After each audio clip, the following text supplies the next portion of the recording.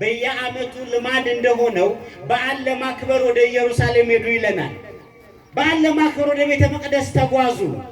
ሩቅ ከሆነ ሀገራቸው ከናዝሬት ይህ በዓል ወደሚከበርበት ስፍራ ሄዱ ይለናል። የእግዚአብሔር ልጆች እኔና እናንተ ዛሬ ግሸን እንደምንሄደው፣ እኔና እናንተ ዛሬ ቁልቢ እንደምንሄደው፣ እኔና እናንተ ዛሬ ወደ ሐዋሳ ገብርኤል እንደምንሄደው፣ ወደ ላሊበላ ወደ አክሱም እንደምንሄደው ጌታችን መድኃኒታችን ኢየሱስ ክርስቶስ አንድም እኔና እናንተን ከመሰለን ተግባራት መካከል አንዱ አብነት ነውና ማስተማር ነውና መንገር ነውና በዓል ለማክበር ወደ ኢየሩሳሌም ወጥ ብሎ ይነግረናል። የእግዚአብሔር ልጆች ከበዓል የሚገኝ ዋጋ ስላለ እሱ ዋጋ ሰጪ ነው። እኔና እናንተ ዋጋ የምናገኝበትን መንገድ ሲነግረን በዓል ለማክበር ወደዛ ስፍራ እንደተጓዘ ይነግረናል። የእግዚአብሔር ልጆች በዚያ ስፍራ ላይ እናቱም ነበረች፣ ዮሴፍም ነበረ። ሄዱ፣ በዓል አከበሩ። ትልቁ ነገር የሚፈጠረው እዚህ ጋር ነው። የእግዚአብሔር ልጆች በዓል አከበሩ። በበዓሉ የሚከወነውን ነገር በጠቅላላ ፈጸሙ። በዓሉ ከመከወኑ በፊት ነው የደረሱት። ማድረግ የሚገባቸውን ነገር አደረጉ። ማቅረብ የሚገባቸውን መባ አቀረቡ። ማቅረብ የሚገባቸውን ምስጋና አቀረቡ። የምስጋናውን ባለቤት ይዘው ምስጋና ይዘው ወደ መቅደስ ገቡ። ተቀባዩን ይዘው የሚሰጡትን ምስጋና ይዘው ወደ መቅደስ ተገኙ። የእግዚአብሔር ልጆች በዓሉ ካለፈ ከ3 ቀን በኋላ የተከሰተውን ጉዳይ ሲነግረን ቀደም ብሎ እናቱና ዮሴፍ በዓሉ ከተፈጸመ በኋላ ወደ ሀገራቸው ወደ ናዝሬት ሲመለሱ ዞር ሲሉ የእመቤታችን ልጅ ያ ዮሴፍ የሚጠብቀው ልጅ ክርስቶስ አጠገባቸው የለም። ካጠገባቸው ጠፋባቸው። ካጠገባቸው አብሯቸው አልተጓዘም። ያለ መስሏቸው ነበር የተጓዙት። ግርግር ነበር፣ ብዙ የሰው ቁጥር ነበር። በጣት ለመቁጠር ከሚታክት በላይ ብዙ ሕዝብ በዚያ ስፍራ ላይ ነበርና በዚያ ግፊያ መካከል አብሯቸው ያለ መስሏቸው ከረጅም ርቀት በኋላ ከሄዱ በኋላ ዞር ሲሉ እርሱ አብሯቸው የለም። ከዚያ ዞር ቢባል ወደዚህ የለም። ቢመለከቱ አብሯቸው አልተጓዘም። ስለዚህ ወዲያው ምን አደረጉ? ሉቃስ እንደነገረን አብሯቸው እንደሌለ ባወቁ ሰዓት ላይ ወደ ኢየሩሳሌም ተመለሱ ይላል። ክርስቲያኖች ወዴት ተመለሱ? አልሰማኋችሁም? ወዴት? ወደ ኢየሩሳሌም ተመለሱ። ክርስቲያኖች ሁለት የመጥፋት ቦታዎች አሉ። ሁለት የፍለጋ ቦታዎች አሉ። ሁለት ለህይወት የሚታክቱ ግን የህይወትን መልስ ያዙና ህይወትን የሚያጠፉ ሁለት ቦታዎች በመጽሐፍ ቅዱስ ላይ ተገልጸዋል። አንዱ የጠፋ የሚገኝበት፣ የተበተነ የሚሰበሰብበት፣ አንዱ ያለቀሰ ሰው የእንባውን ዋጋ የሚያገኝበት፣ አንዱ ተስፋ የቆረጠ ሰው ተስፋውን የሚያለመልምበት አንዷ ከተማ ኢየሩሳሌም ነች። የጠፋ የሚፈለግባት፣ የተበተነ የሚሰበሰብባት፣ ለቅሶ ወደ ደስታ የሚቀየርባት፣ እንባ የሚታበስባት፣ በረከት የሚገኝባት ታላቁ ስፍራ ኢየሩሳሌም ነች።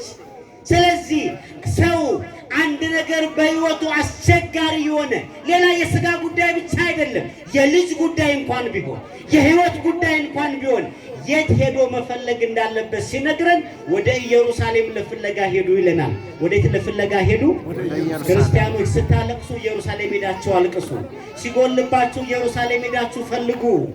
ሲቸግራችሁ ኢየሩሳሌም ሄዳችሁ ውደቁ። ሐዘን ቤታችሁ ሲገባ ደስታ እንድታገኙ ኢየሩሳሌም ሂዱ። ወደ የትም ስፍራ እንዳትሄዱ።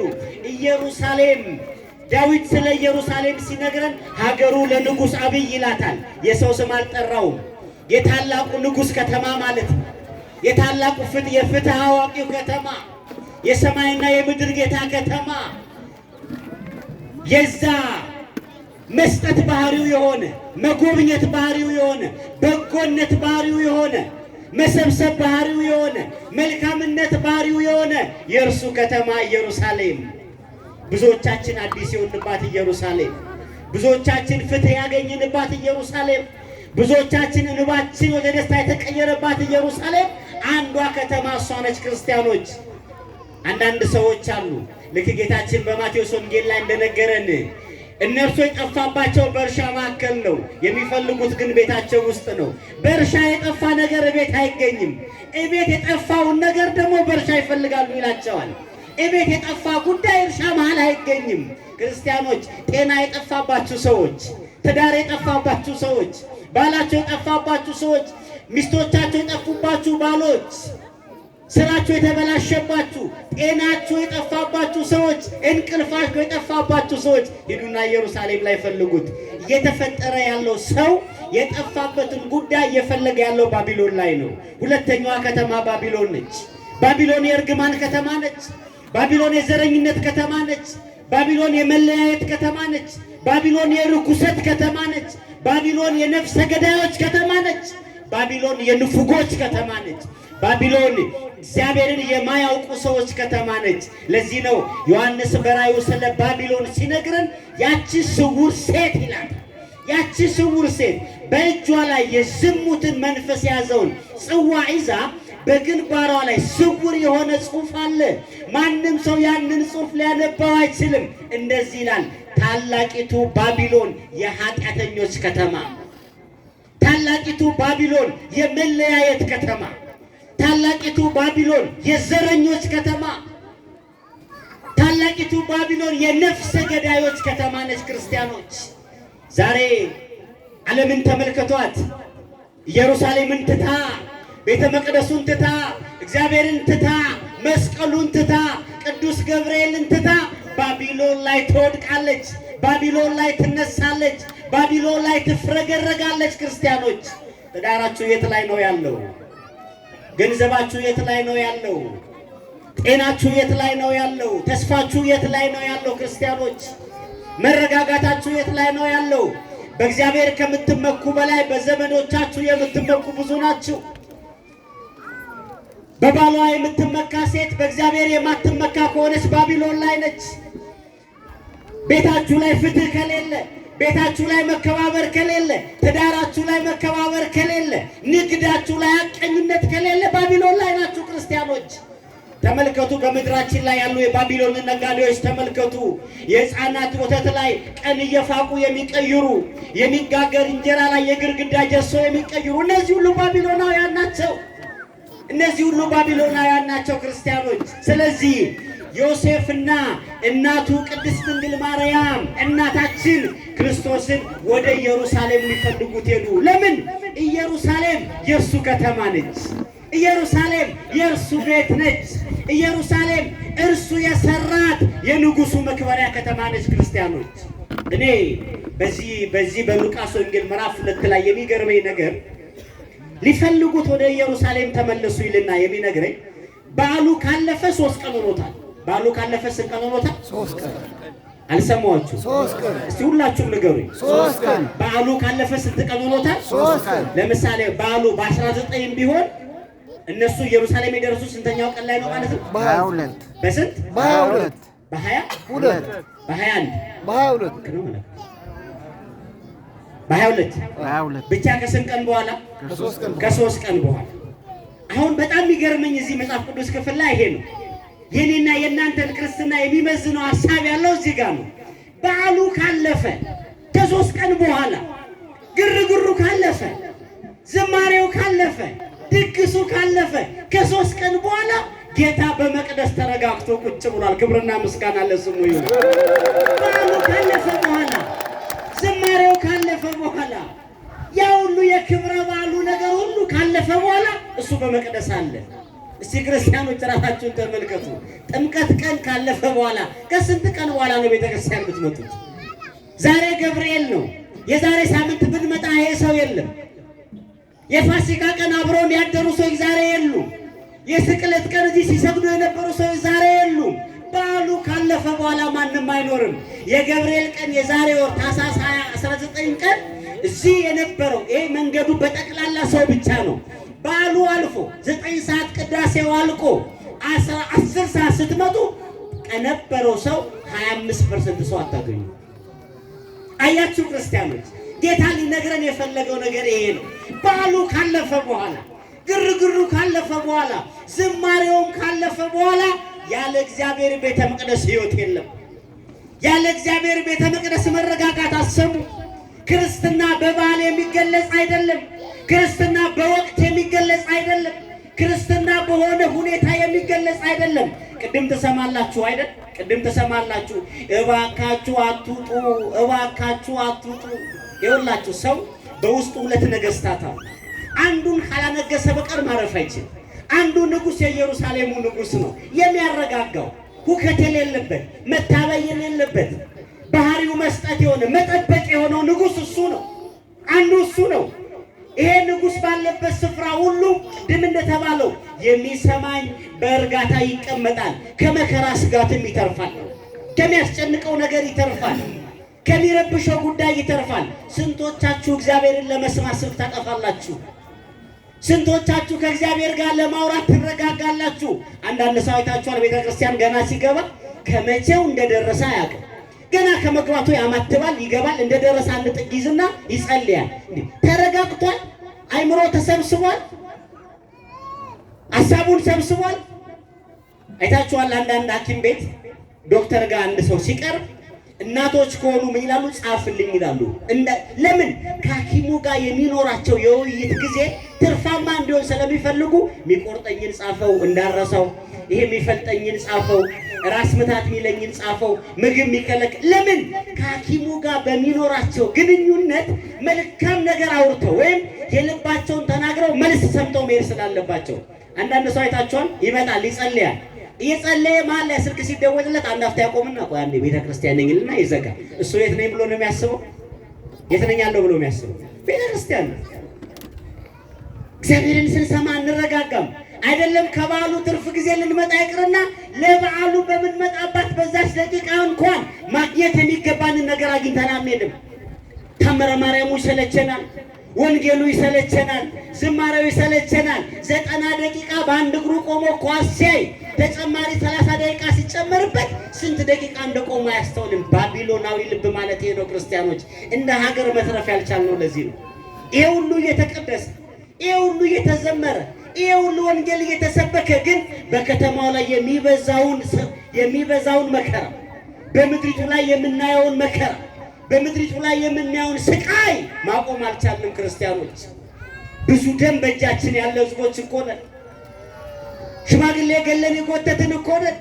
ተወልደው ሰው ይሁኑ አይሁኑ ያልታወቁ ህፃናትን አንገታቸውን ዘርግፎ በዚህ ምድር ላይ የህፃናትን ደም ያየን ህዝቦች እኮ ነን። ልቦና የለንም። በመቅደሱ የምንመጣበትን ጊዜ በአግባቡ ለማሳለፍ የታደለ ህሊና የለንም ክርስቲያኖች። ጌታ ግን በዓሉ ካለፈ በኋላ ከእናቱና ከጠባቂው ከዮሴፍ ጋር ከአሳዳጊው ከዮሴፍ ጋር ተለያይቶ እንኳን በመቅደስ ተረጋግቶ ቁጭ ብሎ ነበር። መረጋጋት ብቻ አይደለም፣ ልክ እንደዛ ቁጭ ካሉ ከመምህራን ጋር እንደዛ ቁጭ ካሉ ከነዛ ከመምህራን ጋር ሲጠይቃቸውና ሲመልሳቸው እነሱም በመልሱ ሲገረሙ ነበር ይላል ቅዱስ ሉቃስ። ክርስቲያኖች መታችሁ መገረም ከፈለጋችሁ፣ መታችሁ የህይወት ጥያቄያችሁ እንዲመለስ ከፈለጋችሁ፣ እስቲ ጥያቄያችሁ እንዲመለስ የምትፈልጉ እጃችሁ ነው። የልባችሁ ሐሳብ ሙሉ እንዲሆን የምትፈልጉ ሰዎች እጃችሁ ነው። እግዚአብሔር በእኔ ህይወት ላይ ፍቱን የሆነ መልስ ይመልስልኝ የምትሉ እስቲ እጃችሁ ነው። መፍትሄው ምን መሰላችሁ? እግዚአብሔር ቤት ተረጋግታችሁ ተቀመጡ። እስቲ አንዴ ተናገሩ። ምን አድርጉ? እግዚአብሔር ቤት ምን ብላችሁ? አልሰማችሁ? እግዚአብሔር ቤት ተረጋግታችሁ ተቀመጡ። እግዚአብሔርን ተረጋግታችሁ ስሙት። እግዚአብሔርን ሰክናችሁ ስሙት። እግዚአብሔርን አምናችሁ ስሙት። እግዚአብሔርን ተደግፋችሁ ስሙት። ጸሎታችሁን በደቂቃ አትስፈሩት። ጸሎታችሁን በሰዓት አትስፈሩት።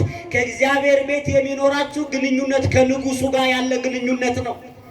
ከእግዚአብሔር ጋር የሚኖራችሁ ግንኙነት ከኃያሉ አምላክ ጋር ያላችሁ ግንኙነት ነው። ይቺ አሁን የምትሰሙባት ደቂቃ፣ ይቺ እግዚአብሔርን እየሰማችሁ ያላችሁባት ደቂቃ በሕይወታችሁ ዳግም ልትመጣ የማትችል እንደሆነች አስቡ። እቺ አሁን ቁጭ ብላችሁ አተርፋችኋለሁ፣ እባርካችኋለሁ፣ እጎበኛችኋለሁ የሚለው የእግዚአብሔር ቃል አብሬያችኋለሁ፣ ከእናንተ ጋር ነኝ፣ አልተዋችሁም የሚለው መለኮታዊ ድምፅ ነገ አይደለም ከሆነ ደቂቃ በኋላ ዳግም ላትሰሙ ትችላላችሁ። ስለዚህ እቺ የመጨረሻዋን ደቂቃ አይታችኋል። የአንዳንድ ሰው ጸሎት አለ፣ ምን ጸልየው ጸሎት አለ።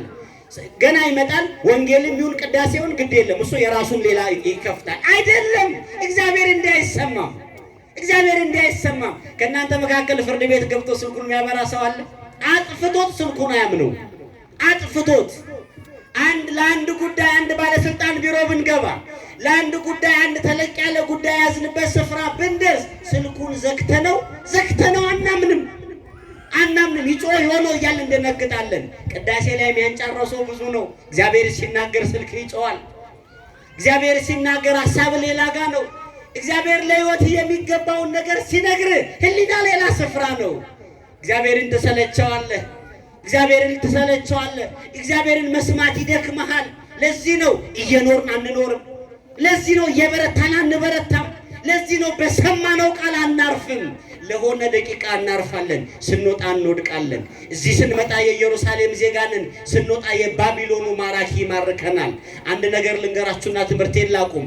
አንድ ሰው ከኢየሩሳሌም ወደ ኢያሪኮ ወረደ ይላል። እስቲ ንገሩኝ፣ ከኢየሩሳሌም ወዴት ወረደ? አልሰማችሁ? አንድ ሰው ከኢየሩሳሌም ወደ ኢያሪኮ ወረደ። የኢየሩሳሌምን ዋጋ ልነግራችሁ ነው ክርስቲያኖች። አንድ ሰው ከኢየሩሳሌም ወደ ኢያሪኮ ወረደ። ወደ ኢያሪኮ ሲወርድ ወንበዴዎች ያዙና ደበደቡት ይላል። ከየት ሲወርድ ነው? አልሰማሁም። ከኢየሩሳሌም ሲወርድ ሄደ አይደለም ያለን ሉቃስ። በዚህ በምዕራፍ 10 ላይ ሄደ አይደለም ያለን፣ ተጓዘ አይደለም ያለን። ክርስቲያኖች ከኢየሩሳሌም ወረደ ነው ያለን። ክርስቲያኖች ከቤተ ክርስቲያን ስትወርዱ ተጠንቀቁ። ጸሎታችሁን ጨርሳችሁ ነው ወይ የወረዳችሁት? ከቤተ ክርስቲያን ስትወጡ ተጠንቀቁ። ልባችሁ አርፎ ነው ወይ? ቤተ ክርስቲያን የምትነግረንን ነገር ሰምተን ነው ወይ? ለትዳራችን የተነገረንን ነገር ሰምተናል ወይ? ለልጆቻችን የተነገረንን ነገር ሰምተናል ወይ? ለሀገሪቱ የተነገረውን ነገር ሰምተናል ወይ? እባካችሁ የመጨረሻው የሕይወት ደቂቃ መሆኗን ላላወቅናት የመጨረሻዋ ሰዓት እግዚአብሔርን ሳንሰማ እንዳንወጣ። ነጋዴዎች እግዚአብሔርን ሳሰሙ ወደ ንግዳችሁ አትሂዱ። ወጣቶች እግዚአብሔርን ሳሰሙ ወደ ስራችሁ አትሂዱ። ባለትዳሮች እግዚአብሔርን ሳሰሙ ወደ ትዳራችሁ አትመለሱ። ወልዳችሁ እንኳን ቢሆን ወደ ልጆቻችሁ ከመመለሳችሁ በፊት እግዚአብሔርን ስሙት። ማንን ስሙት? እግዚአብሔርን። አቤት እግዚአብሔርን ስሙት። ሄዱና አጡት። እርግጠኛ ናቸው። እመቤታችን እርግጠኛ ነች። ዮሴፍም እርግጠኛ ነው። ኢየሩሳሌም ላይ ማንም ሰው የጠፋበትን ሁሉ ያገኛል። ኢየሩሳሌም ላይ ማንም ሰው ከእጁ የራቀውን ነገር መልሶ ያገኛል። ኢየሩሳሌም ላይ ማንም ሰው በሕይወቱ ላይ ምንም ጉዳይ ቢገጥመው ኢየሩሳሌም ለዛ ጥያቄ መልስ አላት። ኢየሩሳሌም ለዛ ጥያቄ መድኃኒት አላት። ኢየሩሳሌም ለዛ ሐሳብ ፍቱን መልስ አላት። ክርስቲያኖች ወደ ኢየሩሳሌም እንመልከት። ወደ ቤተ ክርስቲያን እንመልከት። ወደ መስቀሉ እንመልከት። ወደ ቅዱሳኑ እንመልከት። ወደ ቅዱስ ገብርኤል እንመልከት። ያን ጊዜ የሀገራችንም የግላችንም ጥያቄ መልስ ያገኛል። ባጡትም ጊዜ ወደ ኢየሩሳሌም ለፍለጋ ተመለሱ። አጠገባቸው እንደሌለ ባወቁ ሰዓት ወደ ኢየሩሳሌም አማተሩ። ወደ ኢየሩሳሌም ሲሄዱ ከታላላቅ መምህራን ጋር ቁጭ ብሎ ሲያስተምራቸው እነርሱም በሚነግራቸው ነገር ሲደነቁ አገኙት ይላል። ያስተማረን አምላክ ክብርና ምስጋና ለስሙ ይሁን። ሁላችንንም ማረፊያችንን ኢየሩሳሌም ያደርግልን። ወስብሐት ለእግዚአብሔር።